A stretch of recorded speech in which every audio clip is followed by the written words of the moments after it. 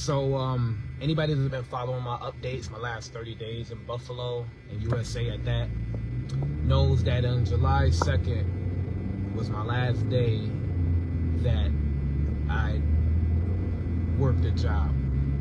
Now today, I'm actually let the motherfuckers know that I quit. But I spiritually quit on July 2nd. You know what I'm saying? Spiritually quit, mentally quit. Before that, I emotionally quit at my job, but I was there for a year. That's why since like last summer, I was talking about about to be leaving my job. I'm this close, I'm this close, I'm this close, because I emotionally quit a long fucking time ago. And I thought that I was going to just not come in and just like let them figure it out. But I figured that's pussy, you know what I'm saying? I go to the motherfucker's face, I got my last bit of uniform, my boots and shit. I'm gonna go drop the shits off in their face and actually quit. And it's not for them. I'm not writing no 2-week resignation or something like that. I'm doing it for me. You know what I'm saying? I'm doing that shit for me. So I can go in and tell them I'm done. You know what I'm saying? It's been real, but I'm done. And I think that's important, that I do not avoid that confrontation, even though it's not much of a confrontation. I'm just telling them I don't fucking want to do this no more. But the reason why I think it's important is because how I'm planning on living the rest of my life is that I'm planning on taking the hard way every time. There is no such thing for me as the easy way. Every time I took an easy way of anything, I end up more fucked up. That's why when I'm talking to my son and telling him about these shortcuts and shit, you know, even if it's around the house or at school, I tell him them shortcuts is always gonna bite you in your ass. Them shortcuts is not the way to get through anything in life, you know what I'm saying? So I'm on my way to my job, probably like 15 minutes till I get there. And it's honestly the happiest day of my whole 3 years at this motherfucker. Right now, it's the most scariest out of the whole 16 years of me working since I was 15, and I got my first job at Burger King. I remember that shit. You know, between that job, the factories, I did landscaping, I did fucking so much, you know, driving for auto parts and customer service. But I spoke with Genesis a couple days ago, maybe 2 days ago, and he was telling me about his experience about leaving his job. But overall, it's like what? I think he said he quit in like 2017 or got fired, whatever. But he said the main thing is to not go back. To not go back to any job after that. So quitting my job is not just like, oh, I'm going to quit to go find another one. No. I'm quitting to do what I said I was going to do fucking 2, 3, 4 years ago and bet on me. It's unfortunate it took, you know, me having to change my whole life around and transition out of the United States to build up the courage to leave my job when I could have left my job while I was in New York, while I was in Buffalo. But you know what? Better late than never, because I got the most out of it. Don't half-ass work or anything, you know what I'm saying? Do half-ass work, you get half-ass results. And at my job, they don't understand that the asset that they thought they were hiring was not being used at the most potential. Because I always told them, my best potential is not my arms. Like, yeah, I'm a physically fit man. I'm in my 30s right now, but when they hired me, I was in my 20s. My arms, my legs, my muscle density, all that shit, you may look at it like, oh, well, this is a physical job, we need that. But no, my best asset is my mind. They fumbled it, you know what I'm saying? I could have been in sales. I could have been in, you know, acquisition. I could have did all this, you know. I was trying to do tech work and shit because I love tinkering and everything. But they kept on sliding the goalposts back, you know. It always reminded me, and I told them, even during raise time and all that, it reminds me of the Super Bowl commercial where the old man had the dollar on the fishing hook, and they kept on saying, oh, you almost got it, you almost got it. You know what I'm saying? I hate that feeling. I cannot stand that feeling. And I told my wife a year ago when they made her do that, quit your job, babe. I'll take care of it. I'll be the one to hold it down. And I'm still living up to that point where she got that free time. She got that free time and she transitioned to Uber so she could work for herself. But in my situation, I had to hold it down because that job security was the last thread attaching me to this reality I considered reality at that. But I just mentioned your situation, Genesis, too. What you told me really stuck, too. The point isn't to quit my job, it's to not go back to another one. So I'm on my way to this motherfucker to let them know what's up. And I'm going to do it with a smile on my face. I'm going to do it with a smile on my face. I had anxiety all weekend about it. I was stressed out before getting there, you know what I'm saying? Before getting to the point where I wanted to leave my job. But you know what? The last day of my job, I felt like I was fucking going to die. And I told my co-employee, this job is going to kill me. And it's not in a sense where it's like a particularly dangerous job. But, you know, I move washers and dryers in and out of apartment complexes, whether it's rain, sleet, or snow. This is during a heat wave, you know what I'm saying? I ain't eating nothing because I was sick days before. The niggas told me when I called in the day for sick, 2 things. 1, I don't believe you sick. All right, bet. So I still took my day off, came to work the next day, the next day, the next day after that. Today, I have a little cough, but I'm just now getting over my sickness. These niggas don't even respect the fact that I have 3 kids that can get me sick at any given time and complain that I took too many sick days off. But whatever. Their issues and my issues are 2 different things. The second thing is, when I called in sick, a rumor went around like lightning speed where I got a call from my district manager saying, hey, there's a rumor going around that you're trying to get fired and collect unemployment. And I was a bit offended. But you know what? I don't give a fuck. They can think all they want. It would have been nice to get unemployment, but them niggas don't need that satisfaction out of me. To think that because I'm a black man, I'm trying to play the system. And nah. You know what I'm saying? That's why I showed up even while I'm being sick or whatever like that. Like, yeah, I can deal with some unemployment while I go and transition from here to Dominican Republic and Uber in the midst. That'd be optimal situation. But that's why I say I'm going over here with a smile. You know what I'm saying? I'm going to go there with a smile and showing I don't need motherfuckers' help to survive. Yes, I got 3 kids, more kids than everybody at this workplace. Yes, I got a wife and 2 grandparents in my household. I got a 7-person household, and I'm the main person that's been working. You know what I'm saying? I'm the main breadwinner. I make more money off of myself, my music, my 9 to 5, my hustle, my mind, than all of these niggas here, but they don't see that shit because they only see the nigga that clock in at 7:30 and leave at 3. So this shit is going to be a bit of a relieving, inspirational kind of thing for me. But you know, my wife been in my ear for the longest, like, yo, this job is holding you back, this job is holding you back, this job is holding you back. I don't know why you're still there. But at the same time, she was the one to push me into getting this job, not for any malicious reasons, but because I was working at a job that was paying a little bit less. You know, I went from $17 an hour to $20 an hour, and pragmatically speaking, it would have took 10 years of raises to get that $3 pay bump. But when I look outside, I don't need an hour to make $20. You know what I'm saying? So it's like, I'm on my way to quit my job. I bought my plane tickets for the Dominican Republic last night for all 7 members of my household. The timer had started a couple weeks ago when I announced that I was leaving the USA.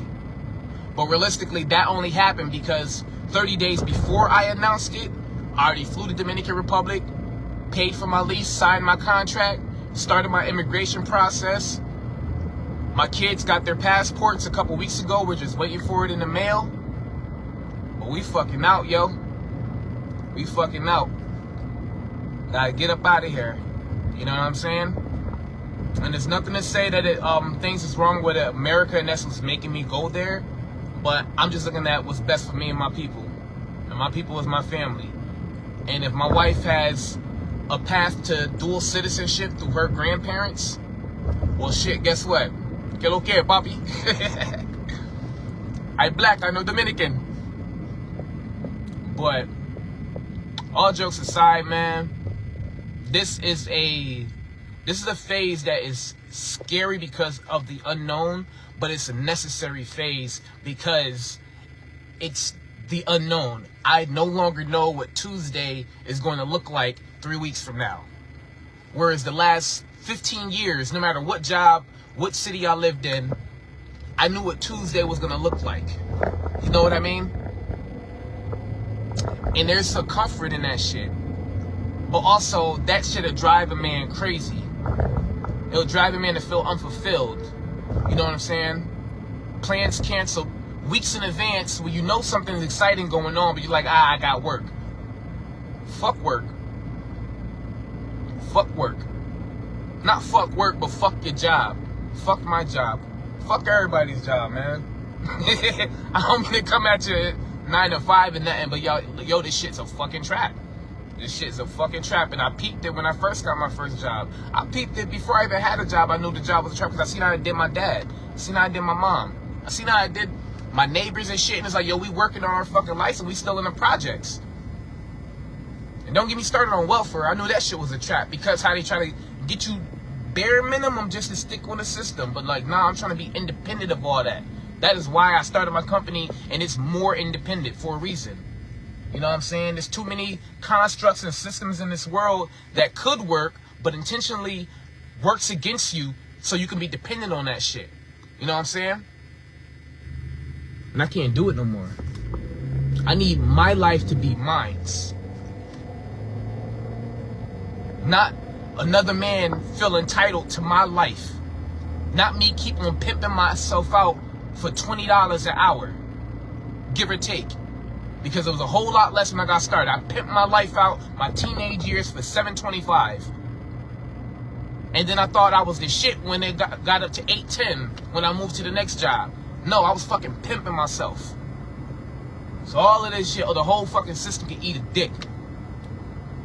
Yeah, I may be a little bit passionate, to say the least, but this shit is not it, yo.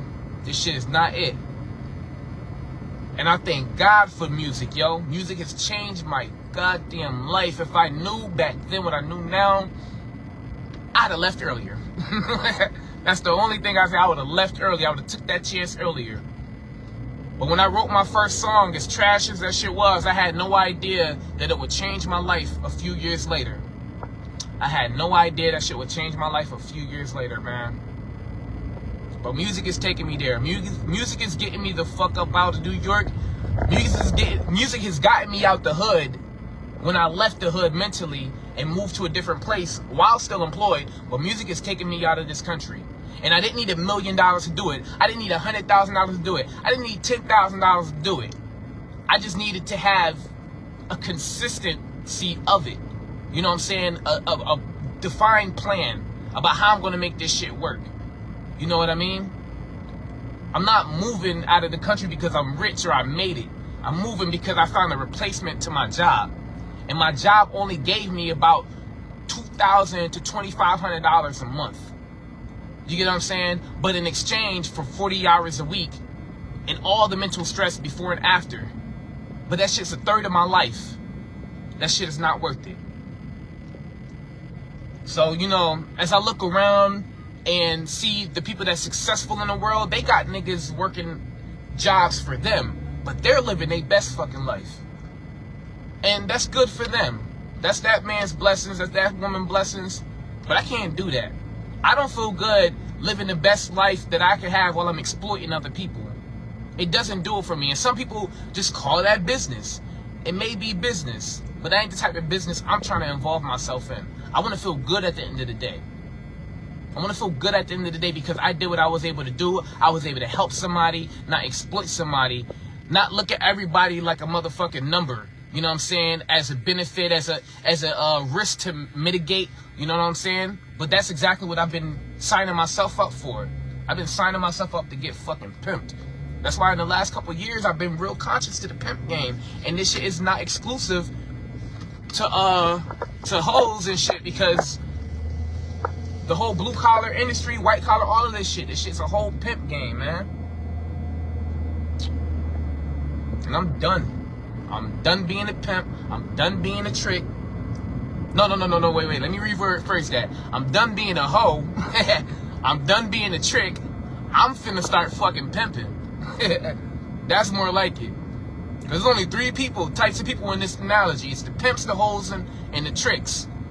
And 2 out of the 3 is not an option for me. And for whatever reason, this world gets it set up that it's okay to be a hoe. It's not okay to hold your time out, no matter how much they fucking paying you per hour. You know what I'm saying?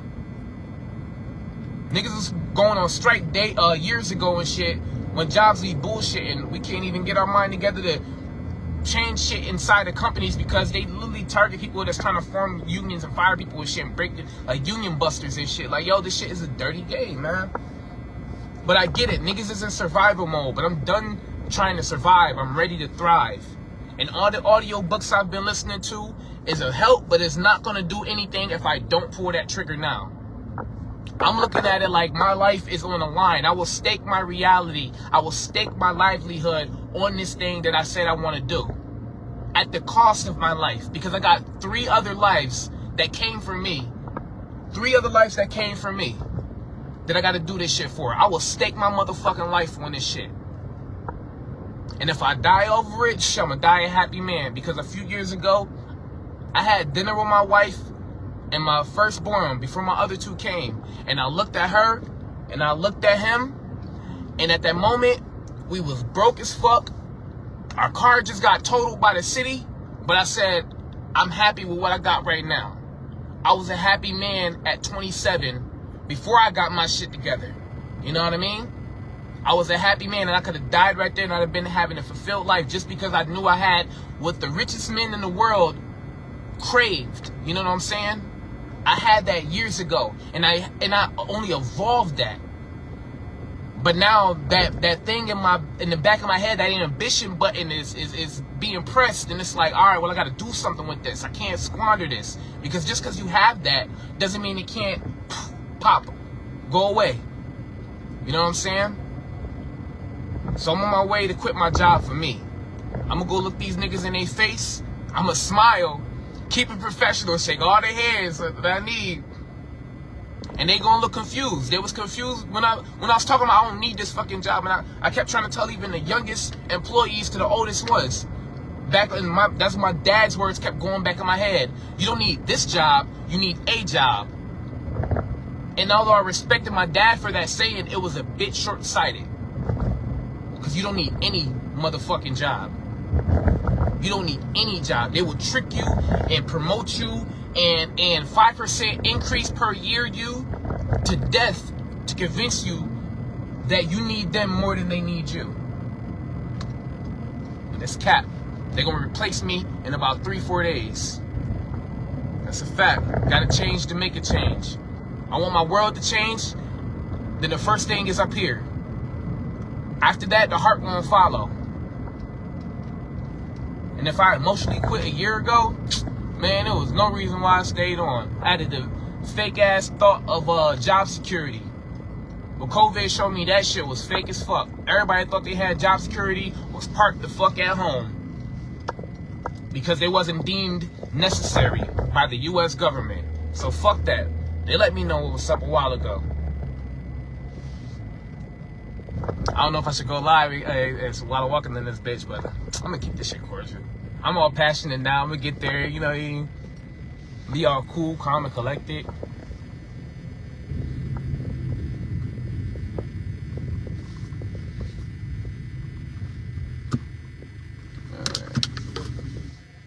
Parked next to my boss with his nice pickup truck. It's crazy because I used to like think about this day. I thought I was about to be on shit. I thought I was about to smack somebody, you know what I'm saying? But I don't even feel no hostility. At least not towards them. I feel more hostility towards the system that got me and the shit that made me feel like I needed this fucking job for 15 years, bro. Not this one specifically, but you know what I mean.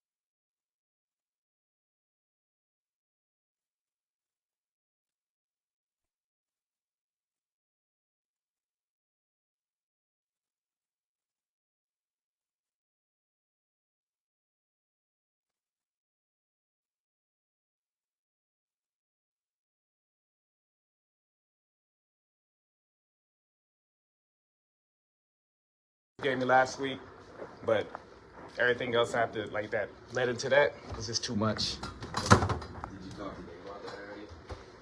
I mean, I had like 2 days in the office with Dave about Okay. a rumor talking about that I want to get fired. Okay. So I just quit. You know what I mean? Okay. I appreciate it. Yeah. Work phone in there, keys in there, and Yeah, well, your both phone. keys. Yeah, it's in there too. It's connected to my code. Okay.